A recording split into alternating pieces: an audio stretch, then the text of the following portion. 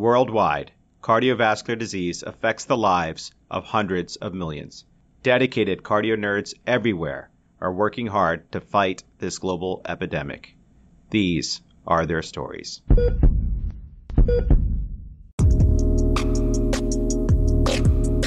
Welcome back, CardioNerds. It's Amit and Dan. Thanks for joining us as we tour fellowship programs across the country.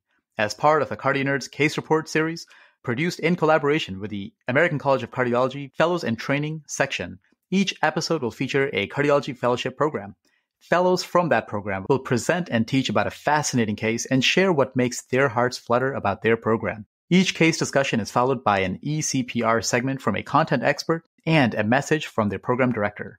Before we dive in, just remember, we are an independent educational platform. This podcast is not meant to be used for medical advice. The views expressed here do not necessarily reflect the opinions or policies of our employers. The case you're about to hear is 100% HIPAA compliant.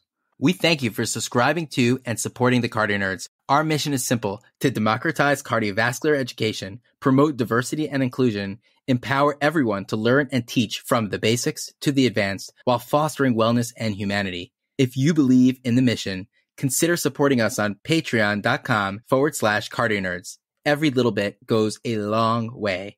And now, without further ado, let's continue on our tour with another fascinating case from amazing CardioNerds colleagues.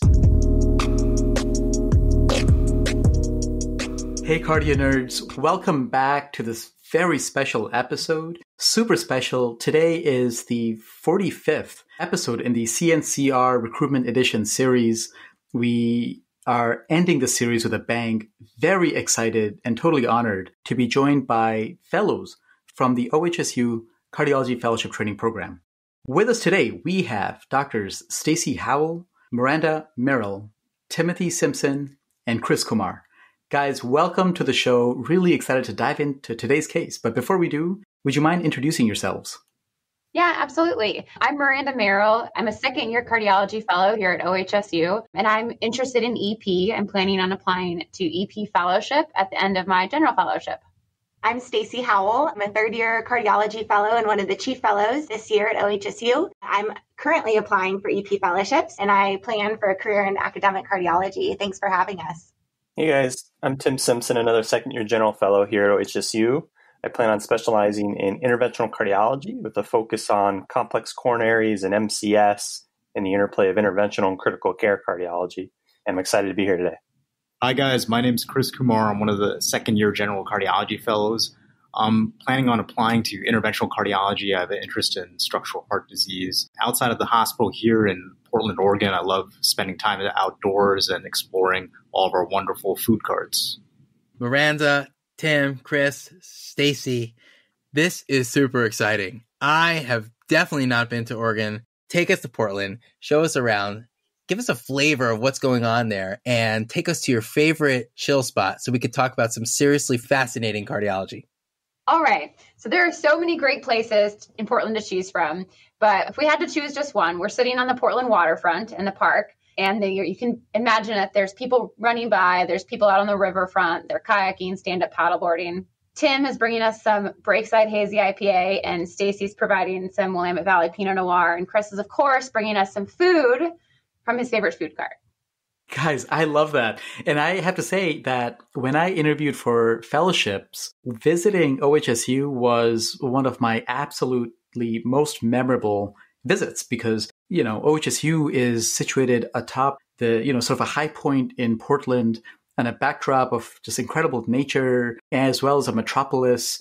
You take a gondola ride to get up to the campus. And I actually, just because of how the flights worked out, I enjoyed spending, I think, 2 or 3 nights in Portland. So I had the interview, but then I was able to just enjoy the city. And one of my favorite parts of the city was this huge, it was almost like, I think 2 blocks just lined with food trucks. And I have no idea how many there were, but you could literally get whatever cuisine that came to your imagination. So it was one of my favorite parts of the trip. So I think I visited that area probably like 3 or 4 times before I left.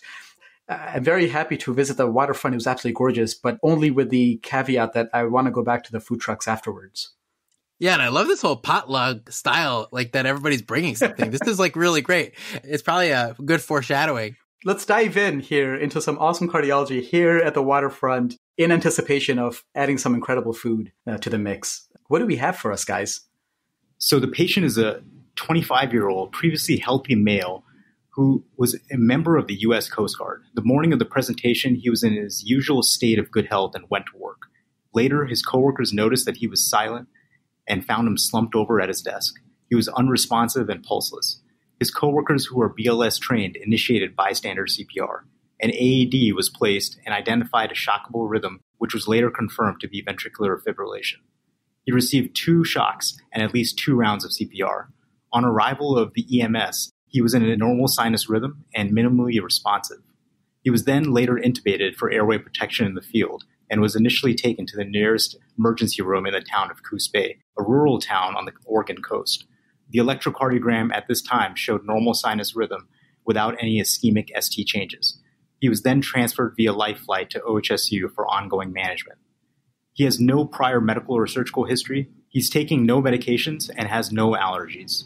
There's no family history of sudden cardiac death, syncope, or cardiovascular disease. He infrequently drinks alcohol and does not smoke or use drugs. As you hear the chopper roll in from your call room, what would your initial framework and differential diagnosis for this patient's presentation be? Yeah, it's a great question, Chris. I'm definitely wondering why a young, healthy guy would suffer a sudden cardiac arrest. When I think of sudden cardiac death, or when it's survived sudden cardiac arrest, I think it's a helpful topic for learners because in the acute setting, it's nice to build a framework, and I think it lends itself nicely to that. A good starting branch point is discerning the presenting rhythm. So first, deciding was this a PEA or asystolic arrest versus a VTAC or VFib. When we think about the PEA asystole side of things, we have our 5 H's and 5 T's: hypoxemia, hypothermia, hypo or hyperkalemia, acidosis, hypovolemia, thrombosis, either MI or PE, tamponade, tension pneumothorax, and toxins. On the flip side of that, when we think about VT or VF, the first decision point for me in my own framework is this acute ischemia or not. And so we identify as their ST elevations on the ECG, knowing that ischemic etiology, it's critical for have immediate revascularization.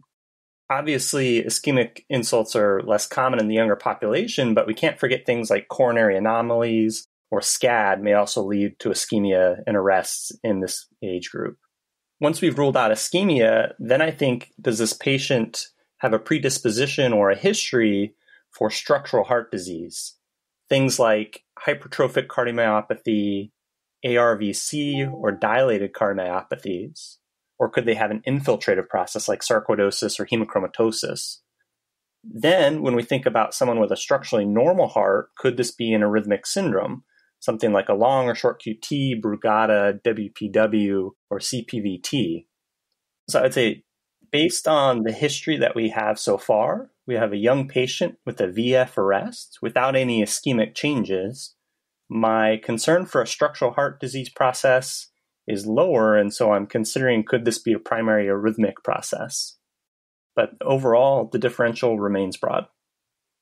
Tim, that was fantastic. And, when the chopper is coming in and things are, and your patient is coming towards you, a lot of times you have to have thought out these processes beforehand. And this is exactly what you're demonstrating, is that you have this kind of algorithm and thought process of how you approach this patient. When the young patient presents with an arrest, that is super worrisome. It's worrisome in that we now need to figure out what's going on for this patient. Older people that arrest, there are so many common things that are common, but usually when younger people arrest, it becomes more of a zebra hunt. And the other thing about this is these are patients that before their arrest, they may actually never present with anything. And these are the patients that we fear missing subtle clues on, let's say, baseline ECGs that may point us to a substrate that could lead to an arrest, say prolonged QTC syndrome or hypertrophic cardiomyopathy evidenced on an ECG, or an epsilon wave, which is maybe indicative of ARVC. So these are sometimes patients that even before they arrest create a lot of anxiety in the what am I missing kind of fear that people have when taking care of regular healthy patients. But the way you frame this is very nice. Coronary occlusion is totally possible from an atherosclerotic lesion, but in this patient, it's so unlikely. So you're thinking about other things. And so the way you approach this patient is just absolutely fantastic. Is there a structural problem going on? Is there a genetic component such as a channelopathy going on, or a prolonged QTC or a Brugada syndrome that I need to think about? Are there drugs in this patient system that's creating a situation that's a setup for arrhythmia? Or is there an acquired condition that had happened, say maybe a coronary embolus or a spontaneous coronary artery dissection? Those are the things that you're thinking of when you approach this patient. And I'm sure as we kind of go through the case, we're going to be collecting data that's going to really help us slice and dice down this differential diagnosis to really find that bucket that we should go after for this particular patient. So kudos to you thinking about all this when you hear that chopper. Tim, Dan, thanks for walking us through how you approach cardiac arrest. I came into this conversation looking forward to food trucks, but I have to say I am so sobered by the situation here. And so just to contextualize where we are, we're talking about a 25-year-old previously healthy man who, for a living, serves his community as a Coast Guard.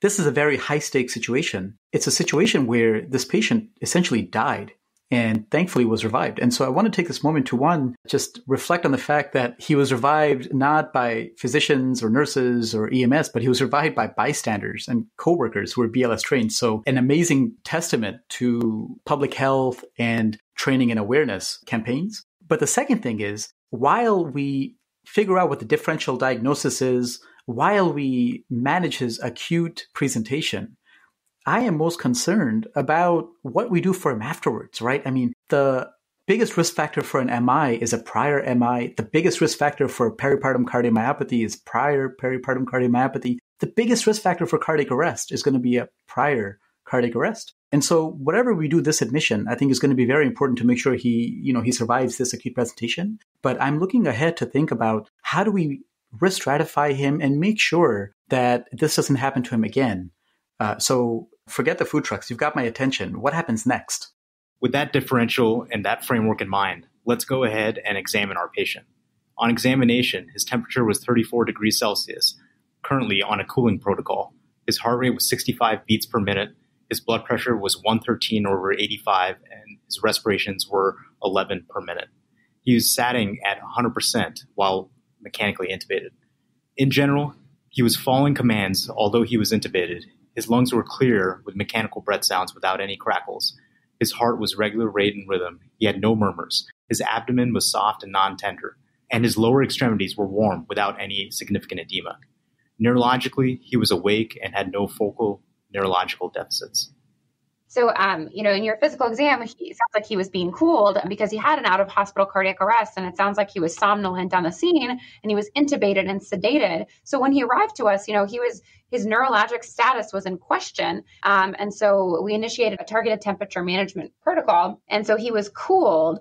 It became apparent pretty quickly that he was, there was some vent dysynchrony and there were some signs that he was waking up, even though we were attempting to try and keep him sedated. At that point in time, figuring out his neurologic status is really important. And especially since, Dan had mentioned earlier, his out-of-hospital resuscitation had been so effective and he'd had quick bystander CPR. So we woke him up, actually. We weaned off his propofol and he woke up and he was neurologically intact. And I think that's a good teaching point to make. Great. Thanks so much, Miranda. Let's move on to his labs. His CMP was notable for normal serum electrolytes. He had a white count of 13.4, his hemoglobin was 11.5, and his platelets were 152. His troponin I assay was 2.82, with an upper limit of normal less than 0.8 nanograms per milliliter. His NT-proBNP was 17, his lactic acid was 1.7, his thyroid-stimulating hormone was 2, and his urine toxicology screen was negative. Miranda, will you help take us through the EKG? Sure, Chris. So looking at his ECG here, he's in normal sinus rhythm. His heart rate's in the 60s. He's got borderline long QTC. His QTC interval is 460 milliseconds, and he's got a first-degree AV block. His PR interval is 215 milliseconds. He's got a borderline right axis deviation. And I think maybe most importantly to note, he doesn't have any ST segment elevations or depressions or T-wave inversions. Our EP attendings here kind of coach us to go beyond just interpreting the ECG and really dive into looking for clues of what potentially precipitated this person's cardiac arrest. So looking for signs of arrhythmia. In addition to just interpreting the ECG, things I'm looking for on this 12 lead is signs of a delta wave, so an upslurring QRS to suggest Wolff-Parkinson-White syndrome. And in the setting of atrial fibrillation, Wolff-Parkinson-White could precipitate VF. I'm also looking for coved ST segments or maybe saddleback ST segments in V1 and V2 that might be suggestive of a Brugada syndrome, a Brugada pattern. Looking for LVH. So if his ECG meets LVH criteria, you might be suspicious for hypertrophic cardiomyopathy. I'm also looking for epsilon waves or maybe T wave inversions in V1 or V2 that, again, as someone had mentioned earlier, would be indicative of ARVC. I'm looking for the QTC. Is it prolonged? Does it suggest that he has got some sort of medications on board that maybe are prolonging his QTC, or maybe he has an inherited prolonged QTC? And then also looking at, are there Q waves that fit a coronary distribution that might suggest that he'd had infarct in the past, although it's unlikely in this young patient. Lastly, I think about PVCs. If you're seeing frequent PVCs, maybe he had an R on T, PVC-induced ventricular fibrillation. So these are all things that I'm also thinking about in the back of my head and looking for to make sure I don't see them, because that could kind of be a clue to a diagnosis here. Miranda, you just modeled for us next level clinical detective work. You're not just looking at the EKG and going, okay, rate, rhythm, axis, et cetera, et cetera, et cetera. You're doing all that, you're being systematic, but what you're showing us is to think about the clinical syndrome and then approach every additional diagnostic information in a way that's hypothesis generated, right? And hypothesis driven. You're thinking this patient is a patient that came in with a shockable cardiac arrest. And so what are the clues that I'm going to look for on the EKG a priori to see if it could fit with any of the items in the differential diagnosis that Tim and Dan outlined for us earlier. So I'm definitely going to later on replay that for myself so I can remember all your pearls there. But I think this is an exercise we should be doing with every additional piece of diagnostic evaluation. Thank you so much. Yeah, this is actually absolutely fantastic. And just reflecting on this case so far, this gentleman absolutely really rapid resuscitation by his friends and colleagues, coming in with labs that are just like so almost remarkably unremarkable in that he doesn't have, his lactate is no longer elevated. If it was ever, his LFTs are not skyrocketed high. He has some troponin elevation, probably within the realm of his arrest, but just really somebody who had phenomenal resuscitation. And now we're looking at this ECG for clues. So, going back to this particular patient, is there anything on this ECG that helps us out with any of the differential diagnosis that we were discussing earlier? There was a borderline prolonged QTC, but it wasn't particularly prolonged. There definitely wasn't any Q waves to suggest infarct, no epsilon waves. And we didn't see a Brugada pattern. However, we all know that if you don't see a Brugada pattern on the 12-lead ECG, it doesn't rule out Brugada syndrome. There's additional workup that should be done to rule out a Brugada syndrome. So with that in mind, I think we can get into additional testing that we did in looking for structural abnormalities or some of these other arrhythmia syndromes. Stacey, can you go ahead and take us through some of that? Yeah, absolutely. So maybe I'll just take a minute to summarize the patient so far as we get into the next steps for his diagnostic study. As we've said, this is a young, previously healthy guy. He had a witnessed out-of-hospital cardiac arrest with the initial rhythm being confirmed to be VF.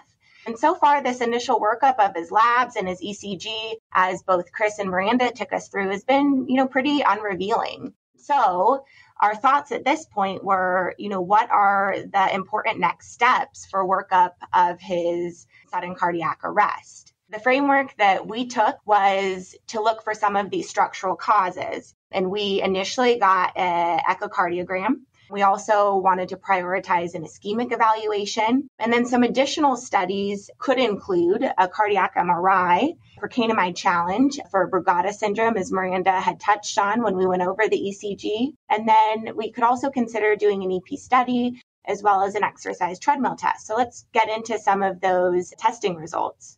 So Stacey, that's a great list of tools that we have in our toolkit to evaluate things further. And one of the things I love about cardiology is we get to take care of some of the most incredible pathology, but in doing so, we can use all of these incredible multi-modality techniques and oftentimes develop a plan where we fix something or do something tangible for the patient. Of all the things that you listed, how do you prioritize the next steps in the workup? I imagine that we're not going to be ordering everything at the same time. Like, do you have sort of your first line testing and then your second line testing and third line testing? So I guess in essence, what's your first line testing at this point? That's a great question. So our starting point was doing an echo. That's because we wanted to look for different structural causes, as we mentioned before. Some of those can include hypertrophic cardiomyopathy, ARVC, also just existing cardiomyopathy, whether that's a familial dilated cardiomyopathy or prior ischemic cardiomyopathy that could have scar and substrate for arrhythmias. In addition, infiltrative cardiomyopathies like sarcoidosis. Yeah, again, you're modeling for us this hypothesis-driven approach to every level of diagnosis. So what did the window into the heart show? Taking a look at the echo here, the LV function is mildly globally abnormal. EF is 45 to 50%. The RV is mildly dilated, though has normal function. And there's bilateral leaflet prolapse with trace late peaking MR.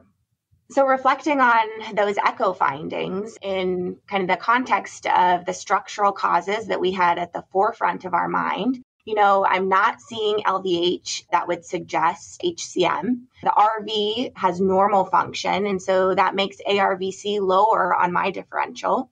I'm not seeing a severely reduced or even moderately reduced LV ejection fraction to suggest a prior cardiomyopathy. I think it's worth noting that after CPR and resuscitation, it's not uncommon to see a mildly abnormal LV function. So I think that can be accounted for by his resuscitation. And then, kind of thinking about some of those other structural causes that we talked about, I think sarcoid may be lower on our list as well, since we're not seeing signs of infiltrative cardiomyopathy.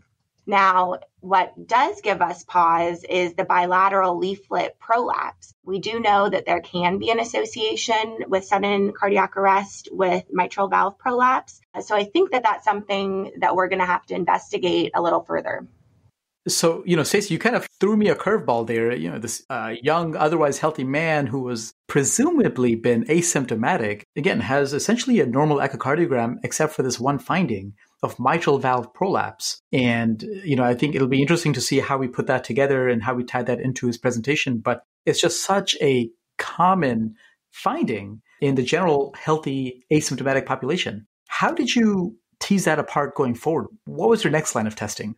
So our next steps, we wanted to look for an ischemic etiology. Overall, as we have mentioned before, our suspicion was rather low since this is a young patient. And with that in mind, we opted for a CT coronary, given his pretty low pretest probability for obstructive coronary disease. The CT showed normal coronary anatomy and no evidence of coronary artery disease. So that touches on an ischemic etiology as well as rules out anomalous coronary arteries. We also did an EP study, which did not show any inducible VT or VF.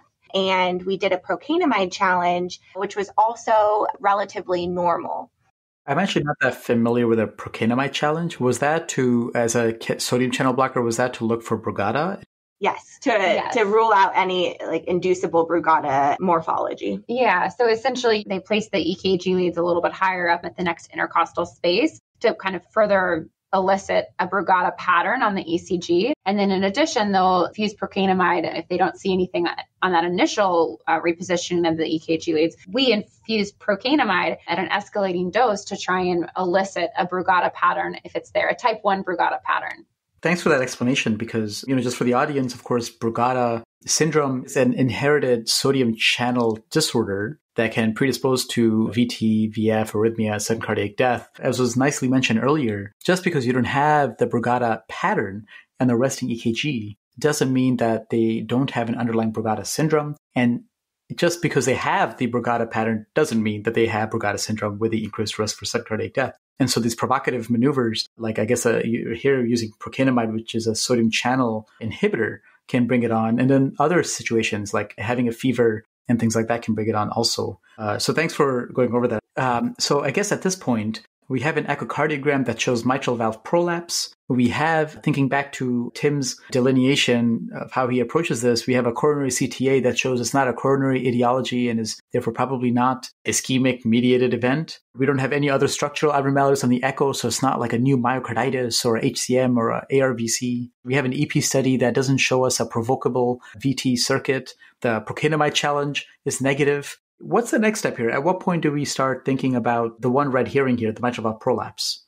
So once we had our echo results and it showed this interesting finding of mitral valve prolapse, and we had otherwise a really negative workup that didn't show cardiomyopathies, that didn't show hypertrophic cardiomyopathy, as folks have mentioned, we talked about kind of getting additional imaging. A cardiac MRI is more sensitive for things like scar that could be, precipitating his ventricular fibrillation. And additionally, we knew that an MRI is going to be able to further elucidate this mitral valve prolapse and see if there's, sometimes your echo windows are not great, and getting an MRI can certainly make a prettier picture, especially in a patient that's critically ill, intubated, can't really get into a good position to image them. So our next step was we decided to go ahead and get a cardiac MRI to rule out some of these things, say to look for sarcoidosis, amyloid, again, some fibrosis associated with hypertrophic cardiomyopathy, and then further flesh out this mitral valve prolapse. We do know that mitral valve prolapse can cause arrhythmias and does have an association with arrhythmias,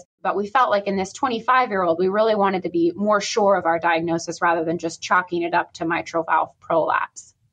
We see mitral valve prolapse not that infrequently. What about mitral valve prolapse in this particular patient would make us more concerned for an arrhythmia? Could you teach me more about the link between mitral valve prolapse and arrhythmia and what we would see on MRI? So by getting an MRI to further investigate this for mitral valve prolapse, we're looking particularly to see if there's any evidence of scar or fibrosis in the papillary muscle or in certain segments of the LV myocardium that can be from prolapsing leaflet or a hypermobile leaflet that's billowing backwards into the atria, and the papillary muscle is developing scar because it's having to accommodate for this stretch injury, essentially. Additionally, we're looking to see if there's a significant amount of mitral regurgitation that was possibly missed on the echocardiogram. And then the last thing that I think we're really looking for as well is something called mitral annular disjunction. And there's a well-described arrhythmic syndrome associated with mitral annular disjunction. So that's, I think, one of the things that we were also looking for on the cardiac MRI. Team, we know what we're looking for on the cardiac MRI. At this point, I'm assuming we took this patient to the tunnel of truth. What did it show? So taking a look at the cardiac MRI, the MRI shows some interesting findings, including some that Miranda mentioned that we should be looking for. The LV and RV size are both moderately enlarged. There's biventricular moderately reduced function. There is mitral valve prolapse with mitral regurgitation. There is no late gadolinium enhancement and no clear evidence of myocardial fibrosis. And there's an interesting finding of mitral annular disjunction. Thanks, Stacey. I think that answers the question that we were really looking for was there papillary muscle fibrosis? In this case, there wasn't really discovered papillary muscle fibrosis, but what we did see was this mitral annular disjunction. And so really what it is that you're seeing the mitral annulus kind of displace atrially into the atrium and away from the LV wall. So you can see a thin section of myocardium between the top of the LV wall and the mitral annulus. There's a couple other features on MRI and also on echo that you can look for to kind of make this diagnosis that we did actually see in this case. So one thing that you're looking for is a hypermobility of the mitral leaflets. The posterior mitral leaflet can have a systolic curling motion to it. Additionally, you can see that there's paradoxical increase in size of the mitral annulus that happens during systole, when typically you might expect the mitral annulus to get smaller during systole, or maybe you don't even notice a change in size in the mitral annulus. But in mitral annular disjunction, because it is atrially displacing, you can see it enlarging in diameter. As we mentioned on the cardiac MRI, things you can see are the papillary muscle fibrosis from the hypermobility of the mitral leaflets. And additionally, you can see LGE in the inferior segment of the left ventricle. A similar thought there in that segment is also getting some stretch injury from the hypermobile leaflets.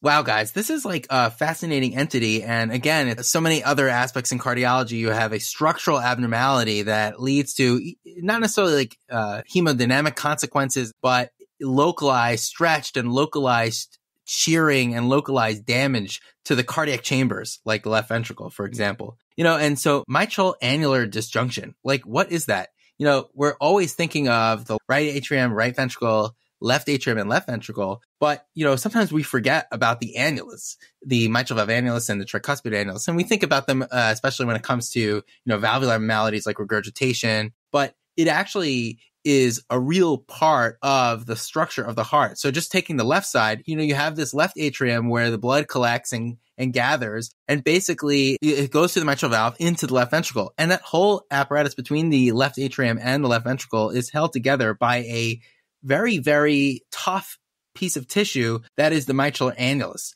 And that annulus is not permeable to electricity normally. And so that's why, you actually only have, your electricity coming through the sinus node, going through the AV node down the His-Purkinje system. And it's a very so it's an electrically neutral tissue. It's also a very tough tissue. It's meant to be a structural tissue. And in mitral annular disjunction, you have a separation, and that basically allows this tight tissue that's supposed to hold everything in place to be floppy and going back and forth. And we have to imagine what's going on in the left ventricular system, where basically you just have these really high pressure changes, going from a low end diastolic pressure to really high systolic pressures. And when you have a tissue that's supposed to be tight and supposed to be holding everything together, and now you have it shifting back and forth every time the heart beats, you could imagine that you're going to develop damage, and any kind of damage in the heart generally portends to arrhythmia.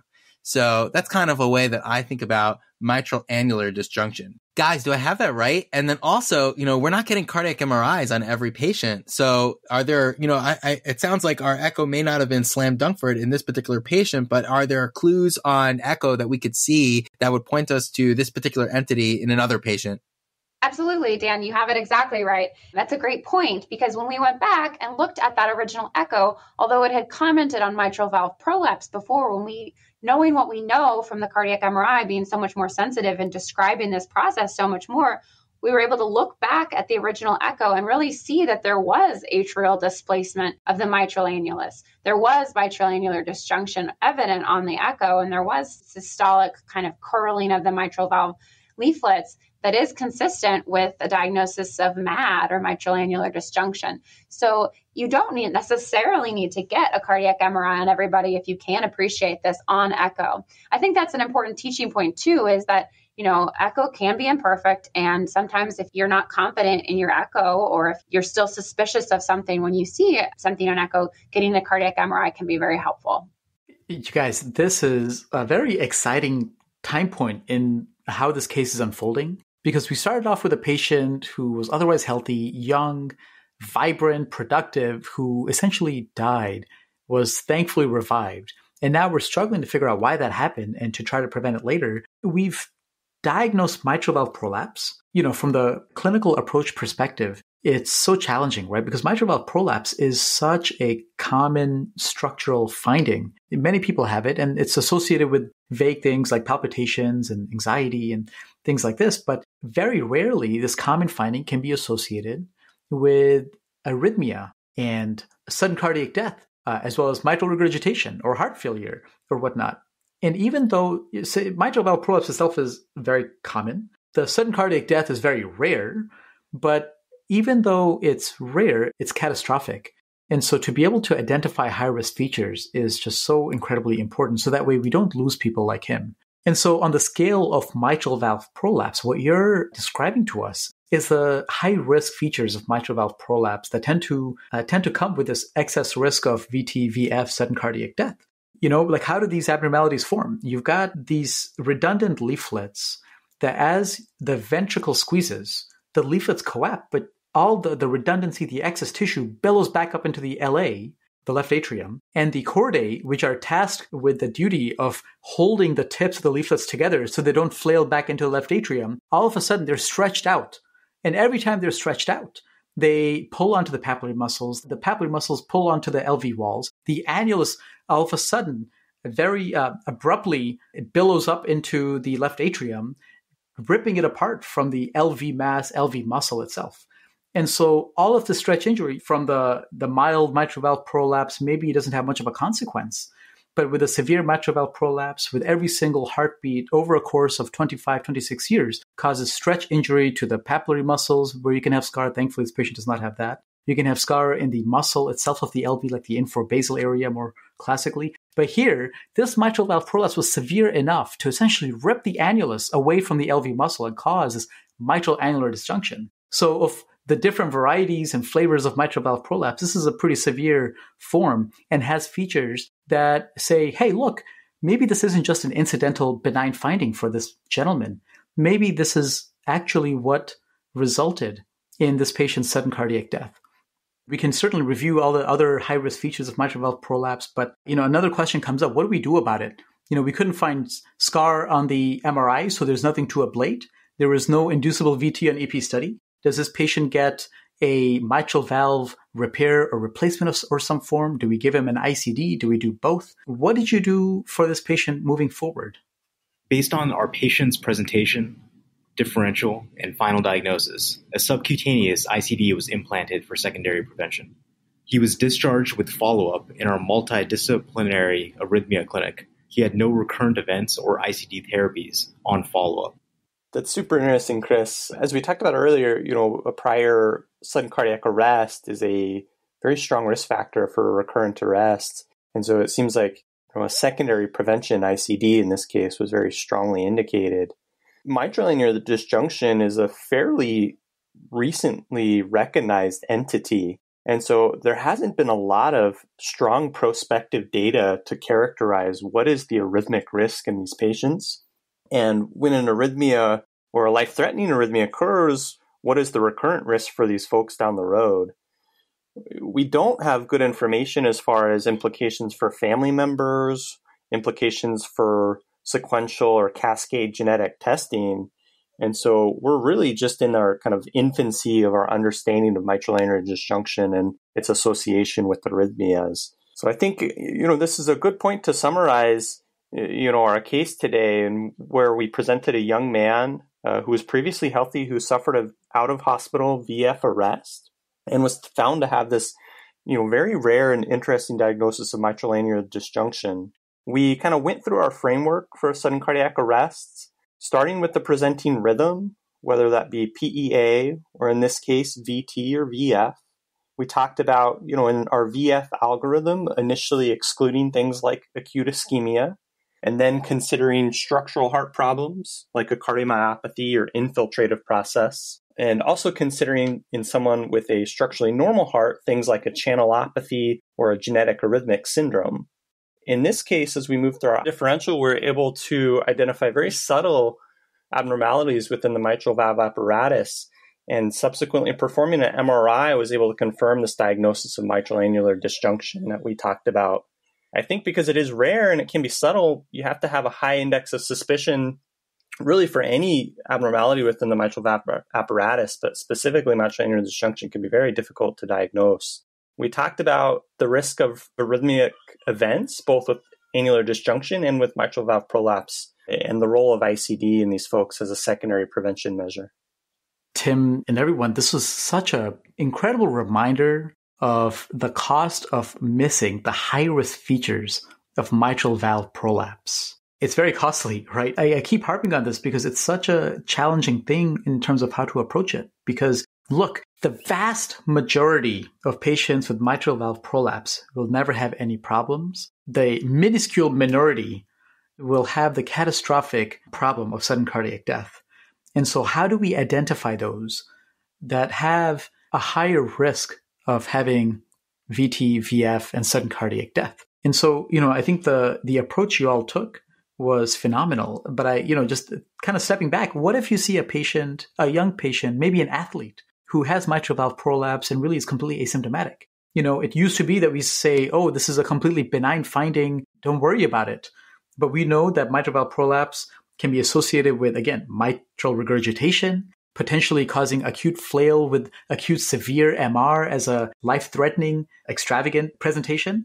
You can have a higher risk for endocarditis, even though, they took it out of the guidelines to give these patients prophylactic antibiotics. But you can have a higher risk for endocarditis, SVTs, VTVF, sudden cardiac death. So for the risk stratification for these patients, what are the high-risk features? And there's this beautiful review, JACC 2018 by Miller et al. That says there are 3, really for any ventricular arrhythmias, but in terms of how they approached conceptually why you have arrhythmias in these patients, there are 3 aspects, right? You need a trigger, like automaticity, triggered activity, or reentry. You need a substrate, and here it's the scar, again, for that stretch injury and maybe in the papillary muscle or in the infrabasal wall. And then you need sort of a transient modulator or an inciting event. This guy, he's a Coast Guard.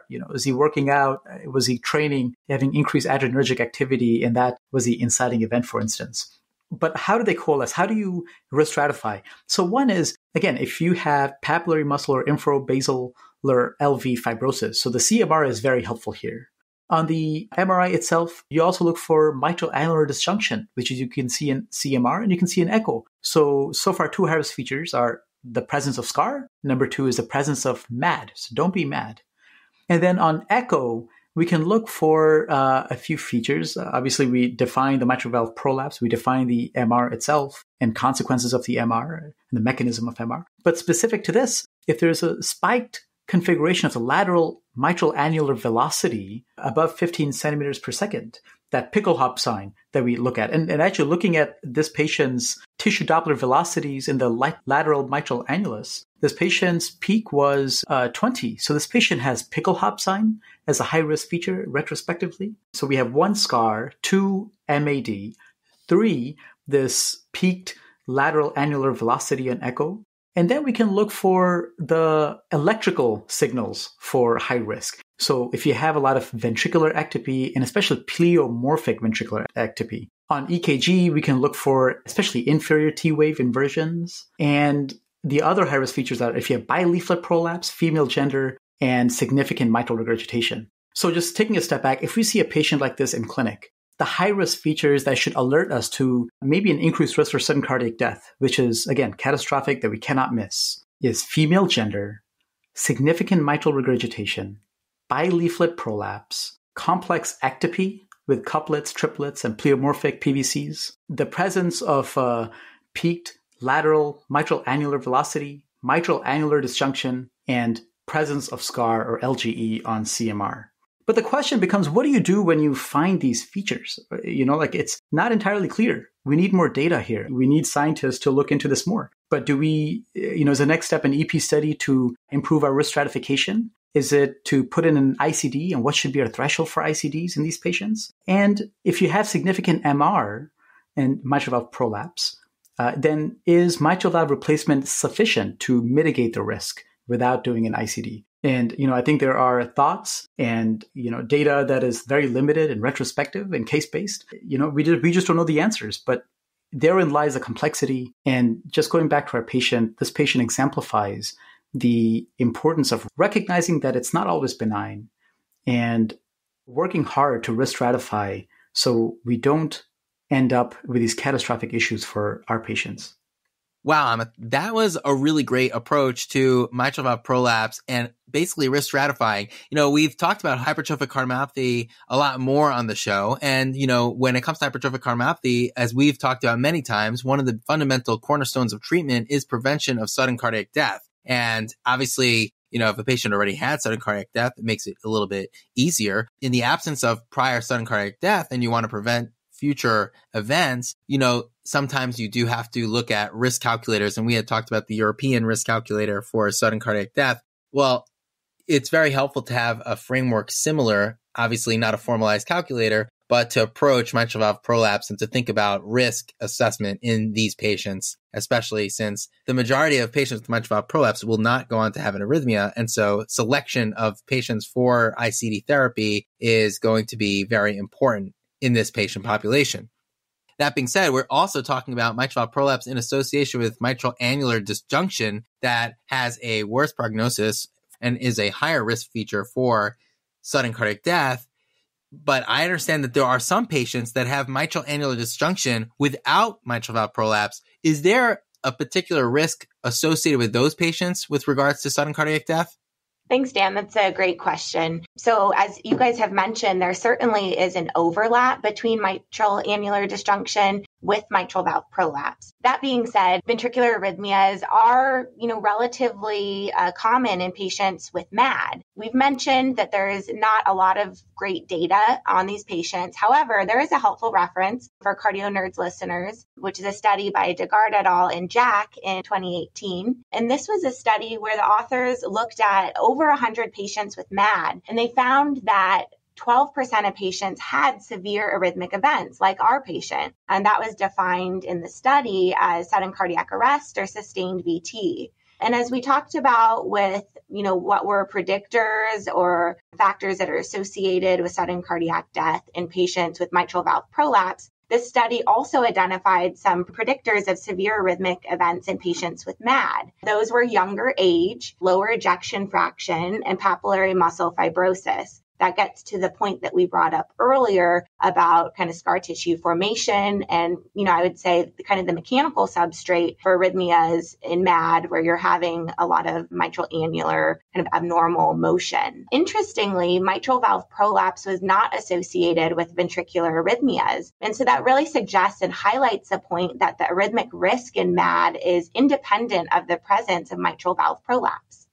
Wow, that's fascinating. I've always learned about mitral annular disjunction within the context of mitral valve prolapse. And in that context, is also just intuitive for me how that develops in mitral valve prolapse with the billowing and stretching forces. But it's fascinating to think about MAD developing independently, almost as a primary etiology. And so it's just, highlighting one of the many things there are to love about cardiology is that there's so much we don't know still, and we've got some of the biggest trials and data sets and advanced imaging, but we're still learning as a community and most importantly, applying it to our patients like this one.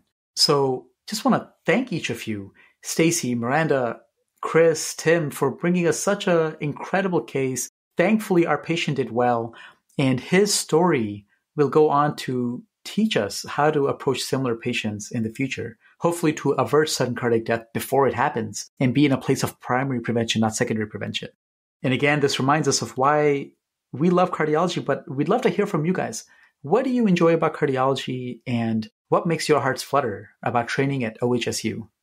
The thing that makes my heart flutter about cardiology is that it's such a broad field. Even though you're specializing in a single organ, there are cardiologists who are focused in predominantly outpatient setting, doing prevention work, and the spectrum goes all the way to the other end where there's pure critical care cardiology, and you can find yourself, anywhere in that spectrum and move about throughout your career. And so there's a lot of opportunity for growth, even within just a single field. And then we get to use so many unique tools within cardiology. We've talked about this before, and it's a popular topic, but, we get to spend time in imaging and hemodynamics and focusing on the electrical system of the heart with the electrophysiology studies and interventions, that it's just such a broad, fantastic field. And we're really able to help care for a lot of people and do good for a lot of people. And I find that to be very fulfilling. And I think that when you talk about OHSU, I think that living in Portland, the quality of life here is fantastic, and I think second to none anywhere else in the country. It's a great place to train. It has a very clinically rigorous curriculum, and we get a lot of didactic teaching. But I think that when you're outside the hospital, your quality of life here is just through the roof, and I think that's one of the best things about training in Oregon. At OHSU, I feel like we're also so lucky that we have such amazing, accomplished, fun faculty. And I really find that we have strengths kind of across the board in all of the different subspecialties of cardiology. Looking at this case as an example, we have awesome multimodality imaging with attendings like Ahmed Masri and Craig Broberg, who primarily read cardiac MRIs. We have a wonderful EP division and have a pretty unique multidisciplinary ventricular arrhythmia clinic, which is the clinic that this patient's following up in. So I think that we get this broad exposure, not only from great faculty in the different subspecialties, but also being a fact that we're in Oregon. We're the only academic medical center here. So we get patients from all over the state, as well as kind of nearby Washington, which really affords us, I'd say, an interesting patient population. And it's been so great to train here and to live here. We're very lucky. This is Miranda. I went into cardiology because similar to Stacy and Tim, who have spoken so far, I was really intrigued by the options within cardiology. I thought, you can read EKGs, you can look at echocardiograms, you could be doing caths. And I didn't even know EP was actually really a field probably when I first went into medicine. But now here I am, I've fallen in love with EP, and that's what I want to do with my future. So there's so many different avenues you can take within the field. It's got so many advances all the time that I just really fell in love with it when I was an internal medicine resident. As far as why this program, what I love about OHSU and what I realized when I interviewed here is just the people here are really incredible. And in addition to getting great clinical training, on my interview day, I met people that I got along with so well, and both the fellows and the faculty that we work with here. And it's proved to be true. The mentorship that we have here is so wonderful. My attendings teach me so much, and they're also have become my friends too. And I feel like they're going to be mentors that I have for the rest of my life, people that I've gotten to know and can reach out to, have their phone numbers, and hopefully have them in my life as a cardiologist as I move forward in my career. Some of the things that make my heart flutter about cardiology is that the entire specialty is built upon hemodynamics and physiology, but at the same time, we rely on cutting-edge multimodality imaging or invasive novel procedural techniques. And it's a very complex interplay between all these different subspecialties within cardiology, but also within each other as colleagues. And any day at OHSU, there's lots of discussion between all the different subspecialists in regards to the care of patients. And I think that is what draws me towards cardiology and why I look forward to coming to the hospital every single day. Stacy, Miranda, Chris, Tim, this was an absolute pleasure. As Amit said earlier, gondola's amazing, but I'm so glad we ended up sticking on the ground for this one because the drinks that you guys bring would have been a little bit too much for me on the gondola. But this discussion was incredibly educational, and every different aspect and cornerstone that we looked at, a young patient presenting with a cardiac arrest and went through a very broad differential diagnosis and systematically kind of ticked off all of the items that we'd be thinking of and arrive at the conclusion of mitral valve prolapse with associated mitral annular disjunction to make a unifying diagnosis for this patient's presentation was just incredible. And we're so glad that he had a good outcome, and we're so glad that he was in your hands. So with that, thank you so much for joining us on the show. We just had an absolute blast. Thanks, guys. Thanks, you guys. Thank you so much. And now for the E-CPR from our very own Dr. Punag Devanji, who is an assistant professor in cardiology here at OHSU and one of our wonderful interventional attendings. Thank you, folks, for joining us. Our outstanding OHSU fellows just presented an interesting case of sudden cardiac death in the presence of mitral annular disjunction. Before we can understand this anatomic variant and its potential clinical impact, it is important to understand the normal mitral annular anatomy and function. The mitral annulus is a central component of the fibrous skeleton of the heart. It originates at the fibrous trigones, which sit at the junction between the mitral and aortic valves. From there, it extends as an ellipse, attached posteriorly to the left atrium and anteriorly to the left ventricle. The valve leaflets are implanted on this ellipse to form the functional mitral valve, which, as you know, prevents blood flow from the LV back to the LO. The annulus itself serves three important roles. In addition to anchoring mitral leaflets to the atrioventricular junction, it electrically separates the left atrium and left ventricle, and anchors the left atrium to the ventricular myocardium. Throughout the cardiac cycle, the normal mitral annulus is inserted firmly into the ventricular myocardium, ensuring that the myocardial contraction affects both the function of the mitral valve and atrial shape. In fact, the normal mitral annulus inserts roots into the basal ventricular myocardium. This strengthens the annular interdependence with left ventricular contraction. During systole, contraction and movement of the basal ventricular myocardium pulls on the fibrous mitral annulus, causing an accentuated saddle shape and bringing the mitral leaflets together to prevent early systolic mitral regurgitation. Now, with the normal structure and function of the mitral annulus in mind, we can better understand mitral annular disjunction, henceforth referred to interchangeably as MAD. MAD is a structural abnormality in which there is a distinct separation of the mitral valve annulus from the basal portion of the posterolateral ventricular myocardium. It is characterized by detachment of the roots that I just mentioned of the annulus from the ventricular myocardium to which it would normally be attached.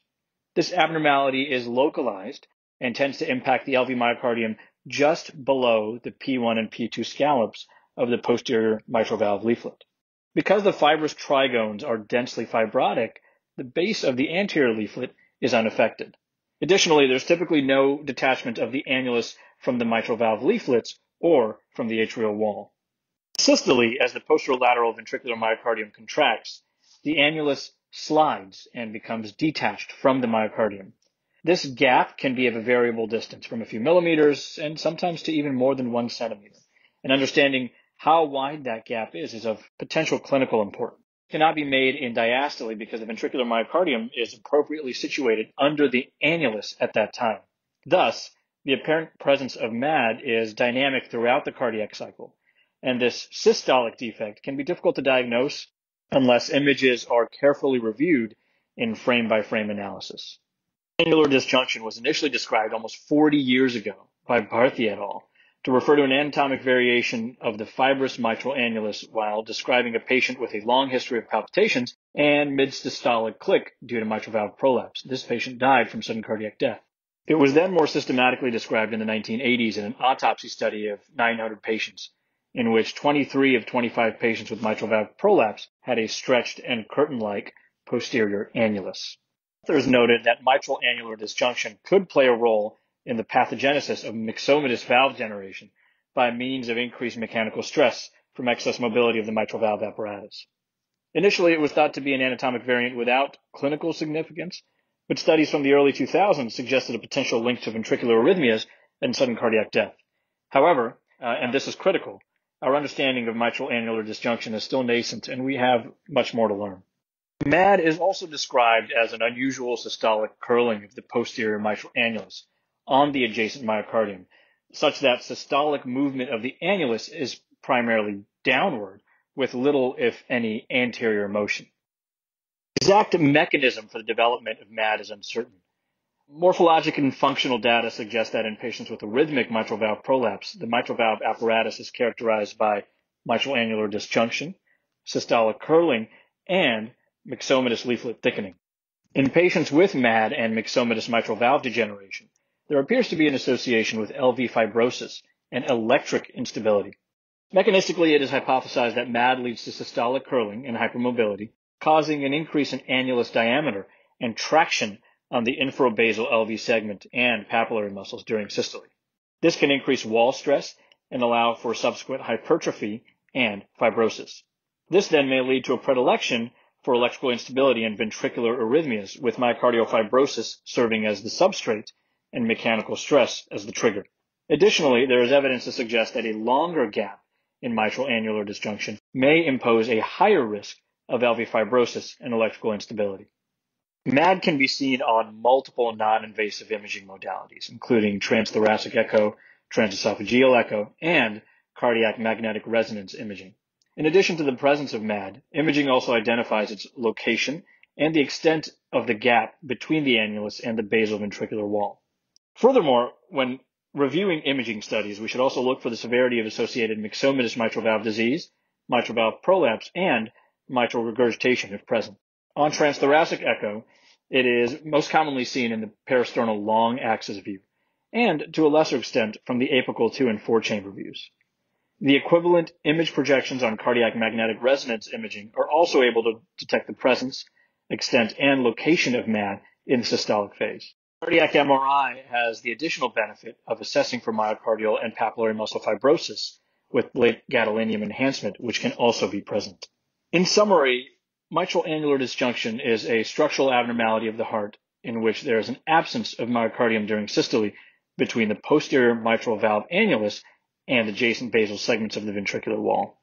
It is associated with myxomatous mitral valve disease and mitral valve prolapse and is seen during systole on echocardiography and MRI. There is growing literature to suggest its association with ventricular arrhythmias and sudden cardiac death, but much still remains unknown. Thus, we need more insight into its potential effect on patient management and treatment options, and further studies are clearly required. And now a word from our wonderful program director, Hindra Mooney, who's an assistant professor of cardiology here at OHSU. She's one of our imaging faculty, and she's incredibly invested in our education and our well-being as fellows in her program.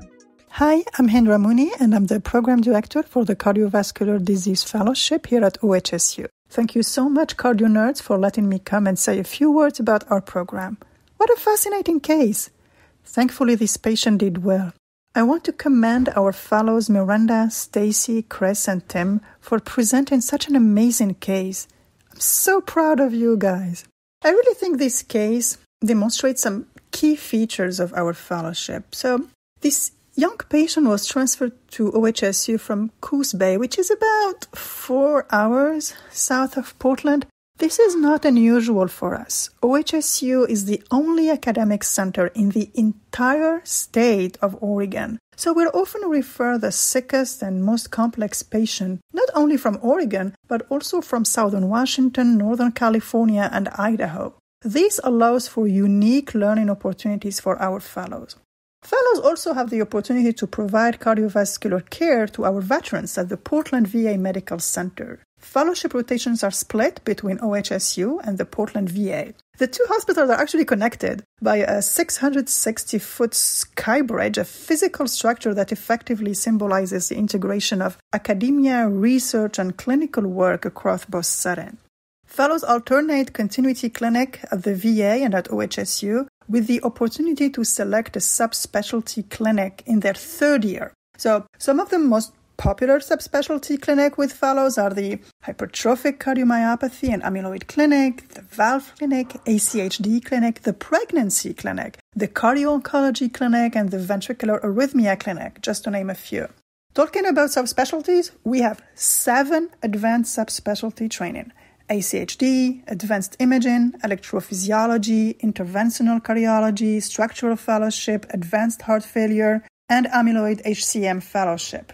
To complement the clinical training, we have a comprehensive and very robust conference and didactic series, including EP conference, interventional imaging conference, M&M, journal club, research conference, and a multidisciplinary conference where fellows rotate weekly and present interesting cases, just like the one we discussed today. We also have a very unique conference series called the Integrative Physiology Conference, where fellows review landmark papers and trials that serve as the underpinnings for the cardiology that we practice today.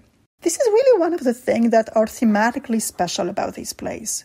We spend a tremendous amount of time making sure that physiology is at the forefront. Fellows learn not just from evidence-based medicine, but really from having a tremendous amount of depth in pathophysiology, physiology, and technology.